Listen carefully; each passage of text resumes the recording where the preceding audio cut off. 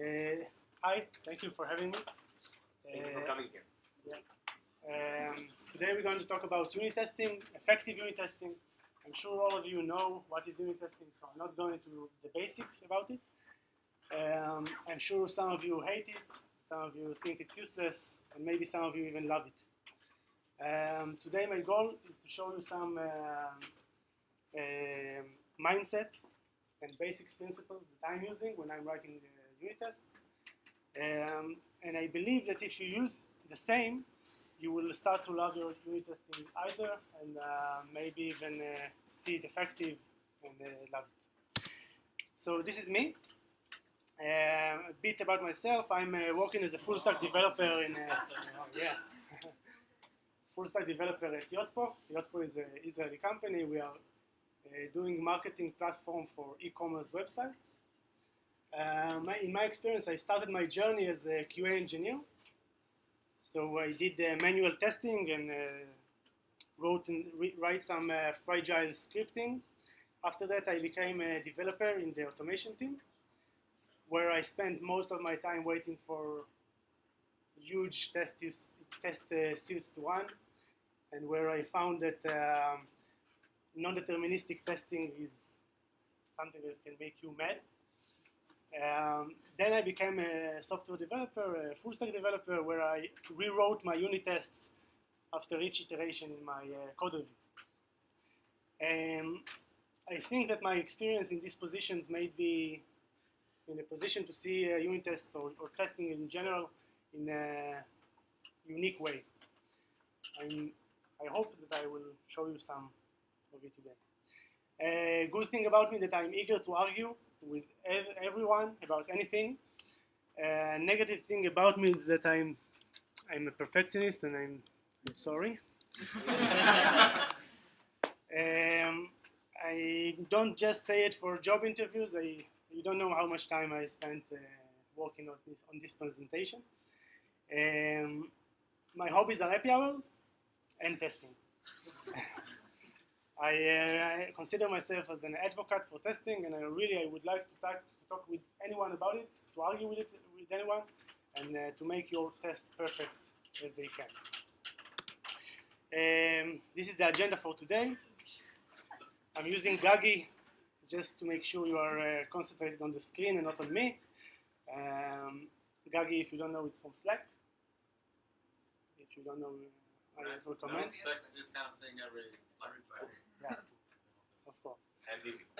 So we're going to see today the benefits of good unit tests. We're going to talk about some tips and guidelines. If we have time, we'll write a test together, and maybe I can share with you my thought process when I'm writing tests. So what are the benefits of good unit tests? In my perspective, the most important thing is confidence. The confidence the developer or a team can gain when they have a well-tested system. This confidence is important. It's very important. It's enabler. It's enable you to do a continuous deployment, continuous delivery. It enables you refactor that is much needed. It makes you take better design decisions. It will make your code quality much bigger, much better. When a change will come, you will be much more prepared doing the thing you need. And there are no bugs. A bug is either a requirement change or integration issue. Sorry.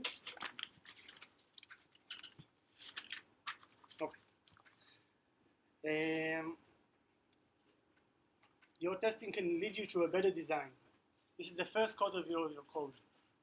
If you're having hard time writing your tests, maybe it's because the class you are testing is too big. Maybe it's too complex.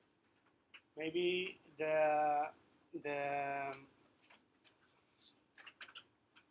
maybe it has too many responsibilities. It will help you make a better design decisions, because just when you start writing your tests, it will become very clear what are the bad design decisions you've made. What are the bad code smells you are identifying quickly.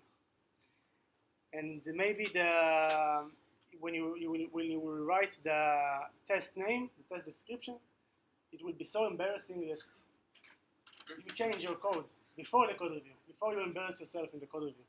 So this is the first code review you do for yourself to make sure you find all the bugs and no embarrassing design issues will occur in the code review.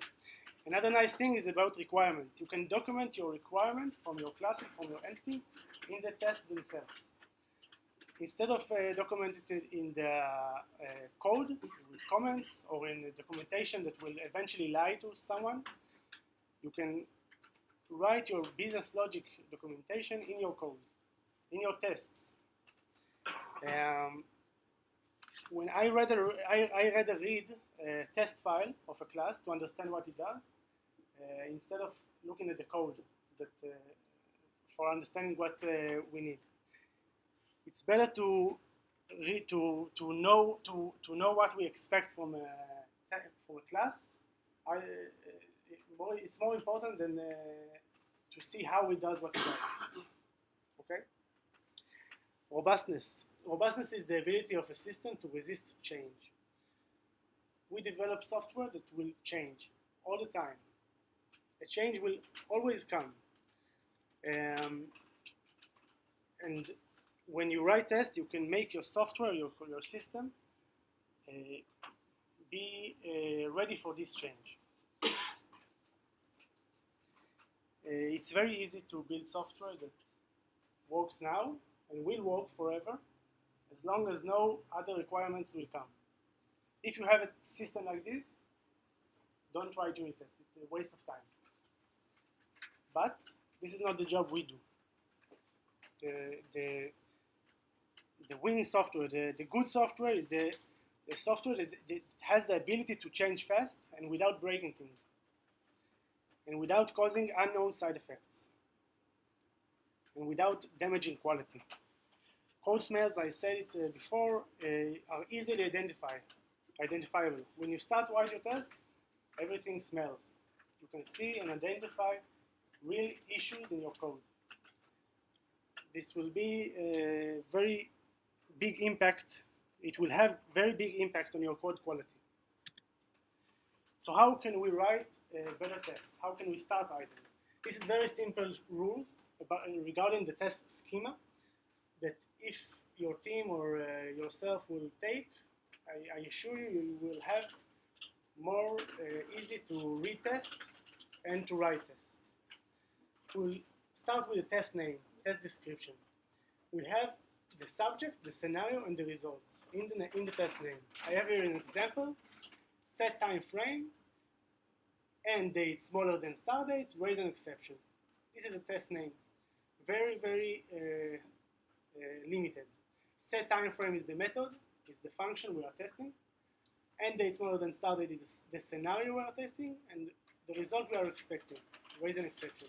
When I come to read a test that is written like this, it doesn't matter how bad are you in English or how long you say things. It will be very evident what you wanted to test. We have the example also for the JavaScript or Go with the describe.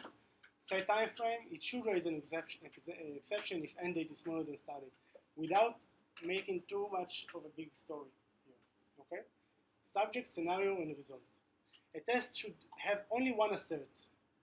This is because we test in a test we test only one scenario with only one deterministic result. So there is no need for other asserts. This will make us read the test much more easily. Because we have only one assert, probably we have only one place to error.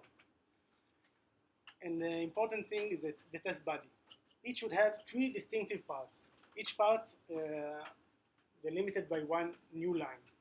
AAA we call it, arrange, act, assert. Arrange is all the code that is needed in order to get to the scenario you are testing currently. And it doesn't matter what it's in the code, it doesn't matter how you do it, as long as it's one block. One long block, one small block, it doesn't matter. Then we have new line, and then we have the act or the action line. This is what you do. This is the action you do to get to the expected result from this scenario. Okay, this should be only one line. This will be the method call. In our example, set time frame is the action, end date smaller than start date is the scenario, so it will be in the arrange step. After that, after the action, we are coming back to the assertion. New line and assertion. This mechanism, this schema, will help you read test more easily. When I go to a test file, I'm not, even if it has 100, 1,000 lines in it, I don't care. I go in each test, I go to the action, to the assertion. This is 2 lines, and I can understand what we needed to test here. I can assure myself by looking at the test name. But all the arrangement, all the big arrangement you do in your tests are on the top of the test, and I don't care about it. I know that it worked before I come to the refactor or something like that, and I don't care how you got to your scenario. This is very easy to read tests like that. If I came here because I'm in this test failed, because I'm in the middle of refactor, only by looking at the assertion and the action itself, I can understand if I did something wrong. Maybe the requirement is not needed anymore, and we can remove the test. Or maybe this chunk of code can move to other file. Maybe I can copy the test, move it elsewhere, and just change the arrange part. If you take something from here, take this. It's very, very simple, very easy. If you all do it, I'm assuring you, much more easy to work with tests. Another thing to think about, when a test fails, what is the fastest way to understand what's wrong? How can we understand the fastest way what's wrong? So reading the test name and description in the report file is the fastest way to understand if you broke something or not. Then we can see the error produced by the test. If that doesn't help, we can see the single assertion. Again, single assertion can help you because nowhere else to fail. Second step will be to read the body of the test. Again, the AAA part will help you because you can do it very quickly. And the last thing you want to do is to debug your test. This will cause you time-consuming issues. I don't recommend it at all. If you debug the test that I wrote, this is a failure for me. This is what I think is failure. Okay. So we saw the test schema, very easy rules. This is how I start writing tests. This is the order of importance I write tests. I start from the return values. I test for all the possible return values. I go to the function, I go and see where do I have return statements, and I write really small and easy to get the tests and move on. Then I go line by line or block by block and see where can I have an exception. What it means to have an exception there. And I will write a test that will throw an exception and see what happens. Right after that, I will think about edge cases. This could be nil values, empty string, empty arrays, everything you can think about that is an edge case for your scenario. The next thing I do is checking external dependencies. How well do I connect with my external dependencies? External dependencies is another entity that I'm using in my class. Unit, I didn't say it, it's a unit test, it's only a single unit of code. This could be a method or a class, but you don't test in a unit test all the entities in your system, only the one under test what it is. So that's the last thing I do. I wrote here the public methods, and I ask you to test the interface only. Only the public functions need to be tested. Private functions are implementation details, and they are no requirements. They are not requirements, so we don't need to test them. Please do not test private functions. If you do, because the code is too messy, then open a tech debt or something and clean the code.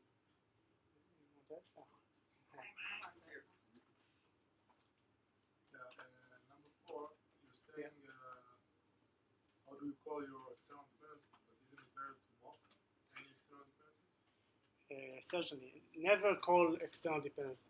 Never call a library or such.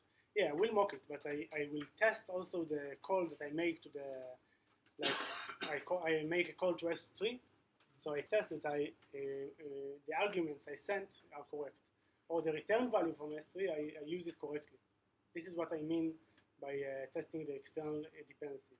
You have a class, you have a method with some calls, and I will test that I'm sending the external dependencies the correct arguments, as well as how I thought, like, okay, you put something in S3, like a file name, something with a file name.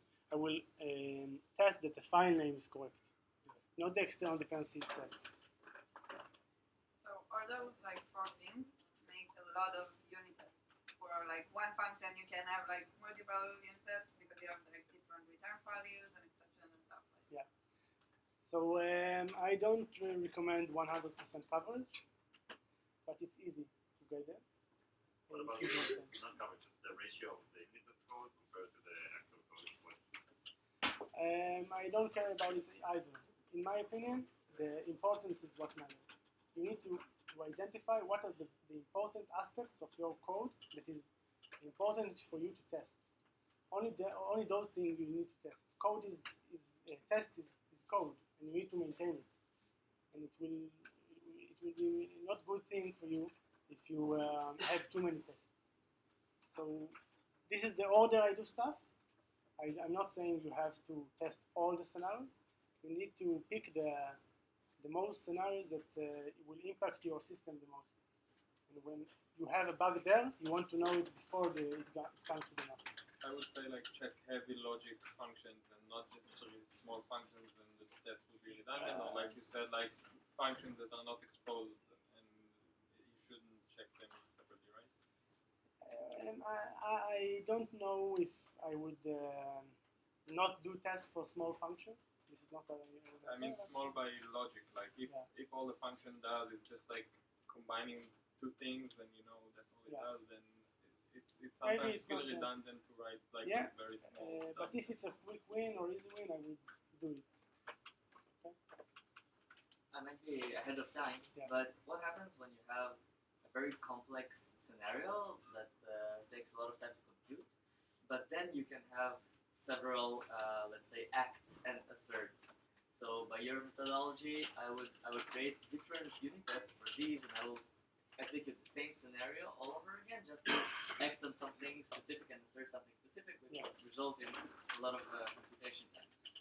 You're right, but I don't think in the test you need to be worried about performance.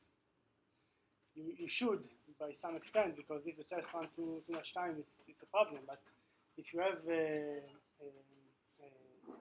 big logic or big computations, maybe you should decompose the component and check and test small versions, small chunks of each logic.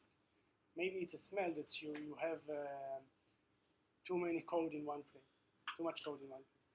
The unit testing, because you don't contact with the external dependencies, they should be really quick. I don't imagine any computation you can do that you do in your computer that will be too big for it.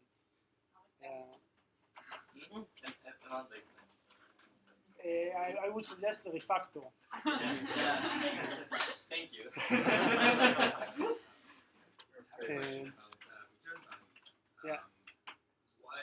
How can you efficiently test something that a function that doesn't have a return value? I'll give an example. I have 2 functions.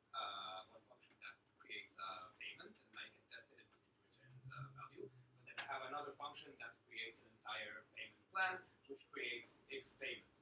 So today what we do is actually run that and assert that the database has 12 rows of payments.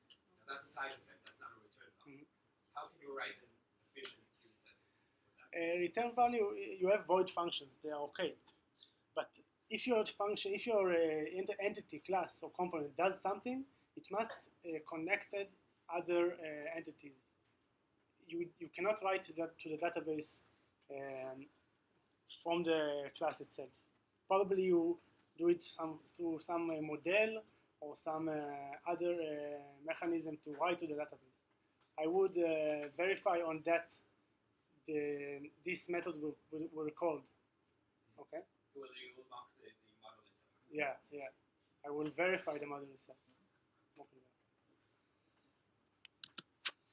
This is a joke. I think that every professional needs to say trade-offs once in a presentation. So I don't have nothing to say here, but I will say that you can think about your test in an ROI manner. What value this test brings me? What value this test brings to the team? And always think about it in that sense. Okay. Another thing I do, I ask myself for each test, what's the meaning of this test failing? What is the impact on the system? What it means? Should I test it? Should I not? What is the meaning? How could I understand what's wrong when this test fails? Think that your tests will fail for someone else. So be nice. They need to understand quickly why the test failed. Which change in my code could cause this test to fail? Sometimes we write tests that we think that they are testing something, but actually they don't. My trick is just to comment out the line that I know that will cause the test to pass, see it failing, return in the line. We had many times before in Yotpo that we have like 100 unit tests that are not testing anything because of asynchronous call that the test just go out with success. But so test yourselves. Comment out your code. For each test suite, can these test suites run asynchronously? You should not. You don't need to do it, but you need to ask yourself. If they cannot run asynchronously, they are dependent. If they are dependent, it's very wrong. When you will remove a test, maybe others will fail because they are dependent on this test. So you need to ask yourself, can I run asynchronously my tests? Is this suite cover the most important aspect of the component? If we have too much tests, it will hurt us eventually. We need to test the most important aspects. And finally, when a change will be needed, and it's always needed, how easy it would be to change this test. If you wrote some crazy 20,000 lines of file of testing, ask yourself when we need a change, how easily it will be to change it. Because if it will not be easy, then maybe a refactor is needed, or maybe we could just remove these tests. Raise your hand if you wrote 1,000 lines of unit test code. Good for you guys. You're our heroes. Okay. Another tip is it's better to delete bad tests than keeping them. They will cost you more time in maintenance and they will produce low value.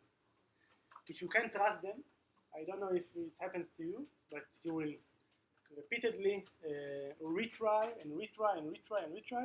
until you say, okay, maybe there's a problem. But maybe half an hour went where there is a problem, but you don't trust your tests. If you have something like that, my immediate recommendation is to delete them. It doesn't matter what they test, just delete the tests. One single bad test can do bad things for all of your confidence and all of your work you've done. A bad test is one that sometimes fails, non-deterministic wise. It wants that contact an actual external service. It actually contact the S3, or it actually contact the the library you are doing. This will cause your test to fail when you don't have any problem in your code, and it will be non-deterministically. But it's also something to notice, like if you like for example, I saw it down. So this is also a way to know that. This is you will know it before, I guess. If S3 is down. Suppose we call you production is down. Yeah. I'm pretty sure the noisy answers all of that. No, it doesn't contact S3. But other bad All the rest. stuff. Yeah. And a bad test is the one that tests the code itself and not its meaning. This is called tautology testing. You write a test that tests you wrote the code that you wrote. That happens to us a lot also. If we stick with the requirements, it won't happen to us. A bad test is one that takes too much time.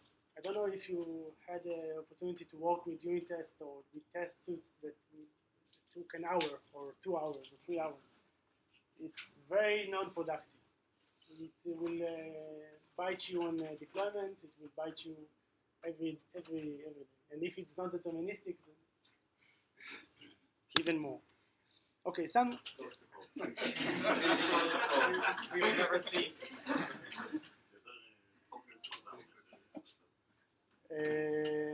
Okay, some guidelines with examples. These are small examples and very nuanced one.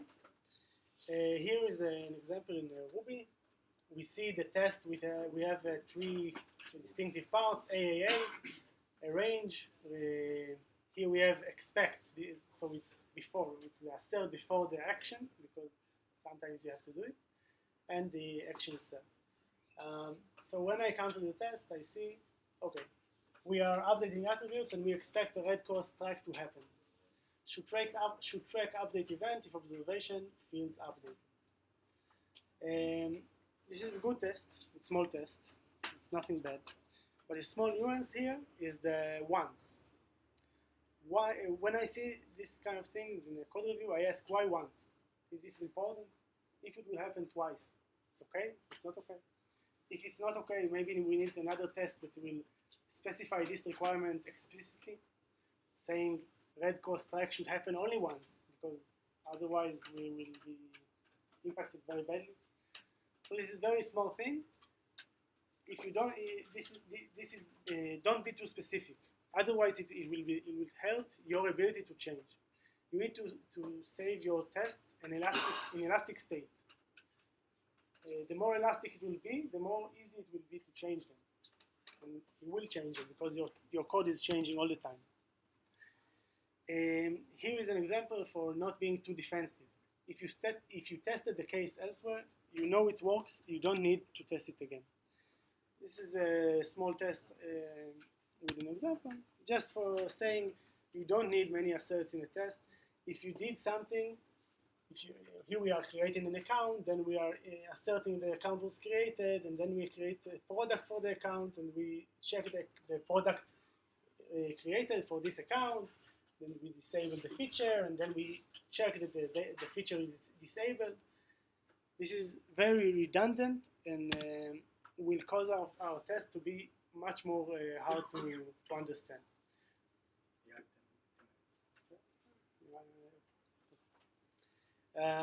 So only one assert.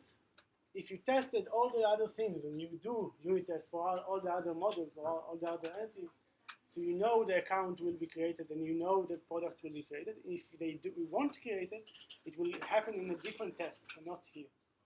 Good question. But in that case, you'll have, like, let's say, 15 failed tests because the account is the one that failed it, and it will cause noise because you won't know necessarily that one caused all that. In the code before that, you also have the 15 fails as well. Yeah, you had a better error message maybe here, but I argue it's you can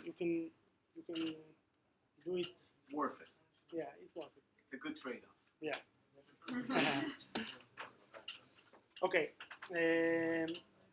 Preferred readability over dry. Dry is don't repeat yourself. We want to know when a test fails, it fails alone. Only one test fails. Probably. Hopefully. When it fails, we want to go and find the fastest way what happened. And if we are doing tricks in our code, and if we are doing too much dry, then we need to go to a journey to understand what this test is doing and why it is failing. So I prefer readability. I prefer that the test will be written inside the body itself and not going to other journey to do the arrangement. So here we have tests. A smart developer said, all the tests are doing the same thing. Let's put it in a function and just call it a function. These tests are not readable. These tests they are not saying what they did. If the function is descriptive, so it should be. What? If it's descriptive, the method, it should be very easily to read it and understand what is doing that part. Maybe. I recommend. Code and writing 1,000 rows of tests, that's also readable. I know, I agree, but this is my recommendation for it. Don't do repeat yourself in tests. They are not code for production. They are code for you, and if you use fancy code skills or elaborate mechanism for your test, it will hurt your ability to change them, and it will hurt your ability to understand quickly what happened. I want the QA engineer to read my tests. I don't need them to understand Go or JavaScript at all. I want to use basic lingo. I want maybe a QA student, who will go over my tests and understand them. I want to refactor the code and write it completely new code to take the test and continue working with it. So this is my recommendation. Prefer readability over dry. Another small example is to test the requirements and not how you implemented it. This is also a nuance. There is a test here calls normalize, calls strip, stag, and escape. It's really easy to write tests like this, but the test name implies how we normalize, how we do what we want to do. It's not a requirement. A better name will be normalize strips HTML. If we want to use, if we do a refactor and we use a different method and not strip tags and escape, then the test name will lie, because you won't change the name of the test when you do this refactor.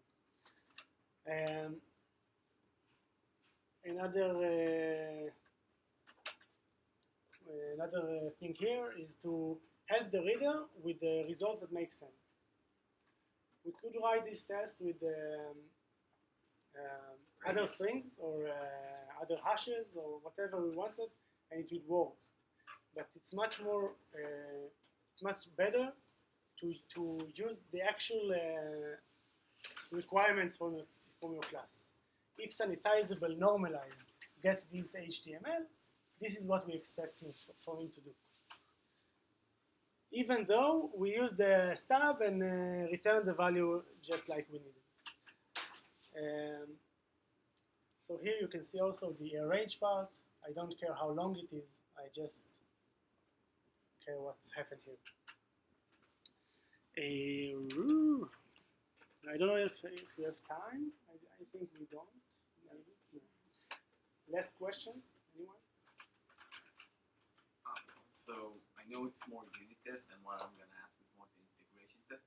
We talked about testing, working with external libraries. We work in microservices, and one of the biggest challenges is like if you do unit test correctly, you don't test anything between the services. So you technically can be all your tests pass when you send everything correct from one service and gets everything from the another service. It's two different tests, but you'll have a bug in production because they don't talk the same language. Any guidelines, tips, something how to handle that? This is a unit test presentation, like you said. Integration test is a whole new issue, but it's important to do integration tests. I believe that most of our bugs are not from integration between our services. Most of our bugs are from nuance in our code. And I believe that the most test you need is the unit test. You need some tests for integration, but it's very small and very sanity. You write very detailed unit tests, sanity integrations, and system test also sanity. This sanity test will probably help you with this. Integration test is a new issue. Okay, thank you.